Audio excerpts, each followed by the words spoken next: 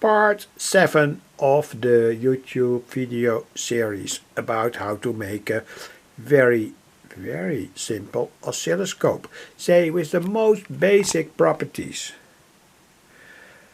A horizontal amplifier, that's the sawtooth wave, and that will be the time base, and a vertical amplifier. Well, I used the, like I told in all the earlier videos, the DG732, but important to tell that you can also use other oscilloscope tubes. These tubes have, by the way, static deflection. So the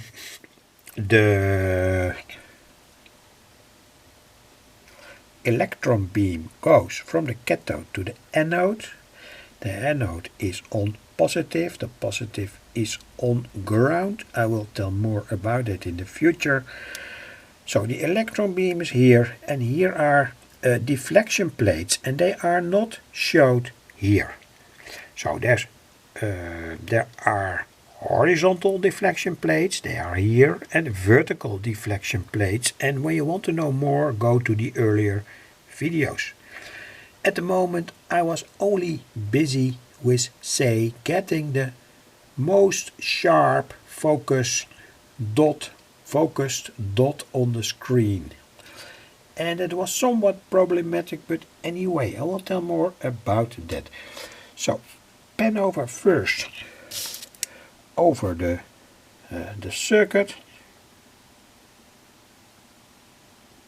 Slowly, so that everyone interested can see it, and pan back.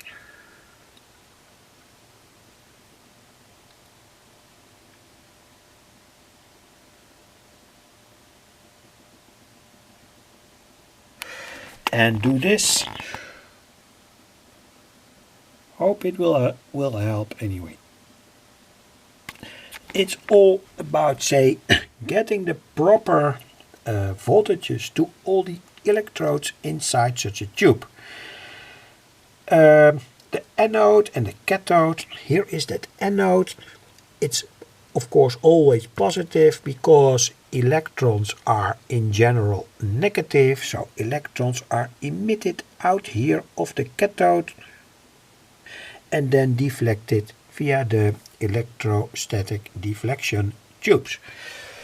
Let's look at the developments on 19 October 2022. I will switch off all the lights to get a good view about what is happening in the circuit. By the way, important to tell, this is quite faint. But there is an issue regarding this.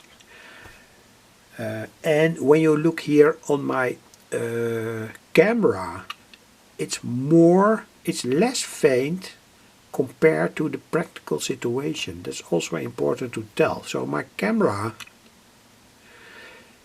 picks up this, magnitude of the electrons better compared to what I see in practice without that camera. Anyway, I can talk about that much longer and more and etc. No problem. Well, this is, say, the situation now. We are now in the dark, and you can see that the focus is completely okay here. And I change now one of the two potentiometers.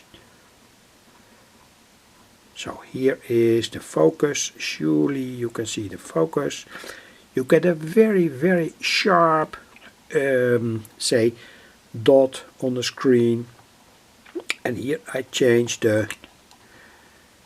again, in a kind of way also focus, but also the brightness. Does it mean that the electrodes inside this CRT are not connected properly? Well, They surely are. I've tested it over and over, etc., etc. There is, say, this is the most sharp picture that the tube can make, and there is a switch here. Here there is a switch, and with that switch I can lift up the brightness somewhat. You can see it here.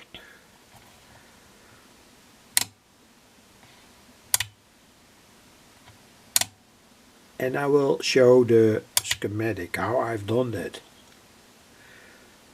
So this is the most sharp picture that you can get. And say when there is in the future a vertical amplifier, that's also important, a vertical amplifier, it must be possible to look at all these waveforms at a very, very sharp picture, a very sharp dot. By the way, this is interesting. I've used here a plastic screen, and when I wipe it here with my finger, charge is built up on the screen here. So charge is built up here, and you can surely see that has an effect on the line on the screen. That's very interesting, of course. Anyway, here again, more brightness, somewhat less focus. Perhaps that will work properly in the future when I've made the horizontal and the vertical amplifiers. And the horizontal amplifier will be a very, very simple sawtooth generator that will be used as a time base. Anyway, so back to the schematic. There's a lot to tell. Of course, the anode is positive and is connected to ground. Here, ground. The cathode here, cathode is connected to the minus of the high voltage source, and that's here. This is the high voltage source. It's more about that in the earlier video. So minus here, and the good thing now is that the tube is properly connected to all the, say, electrodes inside the tube are now properly connected. And it's important to tell that the brightness grid 1 must be connected to the most negative part, otherwise it cannot pinch off, say, the electron beam that's flowing here from the cathode to the anode.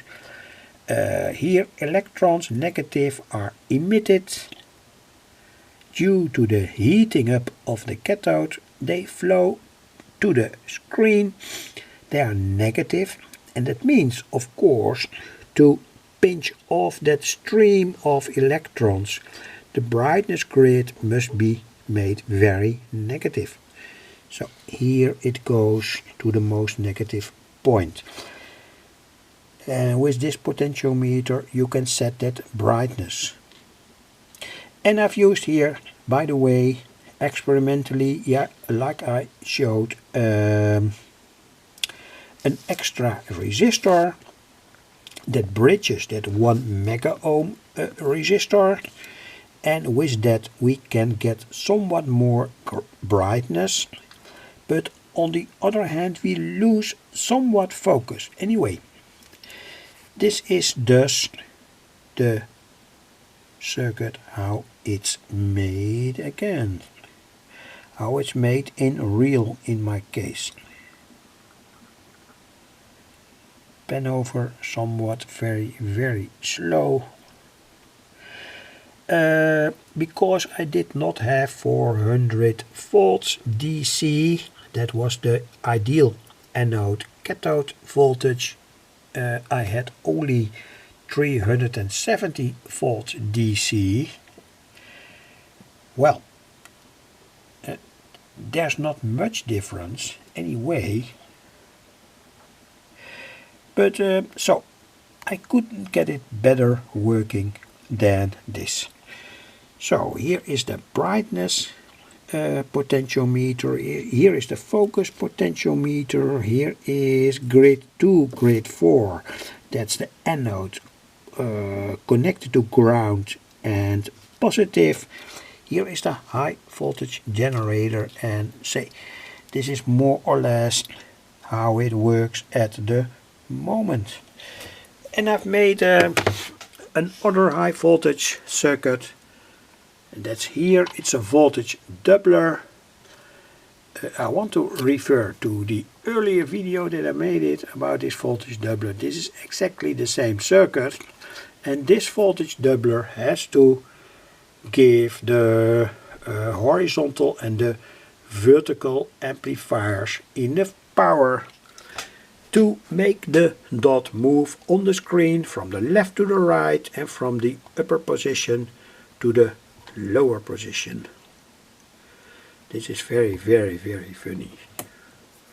I like it. It also shows, say, the absolute, say, physical properties of such a cathode ray tube. That's the most interesting thing of it. So, anyway, again, about the brightness and the sharpness, this is quite good at the moment. I bring now the brightness somewhat down, and you can get the most sharp picture that you like. So there is a possibility, there will be a possibility in the future that you can see here a very sharp waveform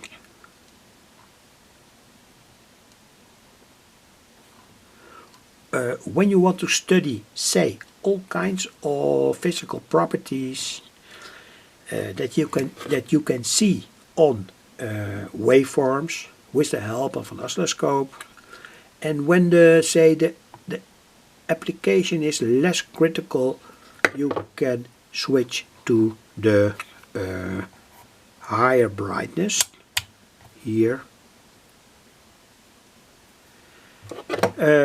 where the dot is somewhat smeared out. Anyway, it doesn't have to be a problem with certain measurements with the help of that oscilloscope. Anyway, thanks for watching. I have more or less told everything.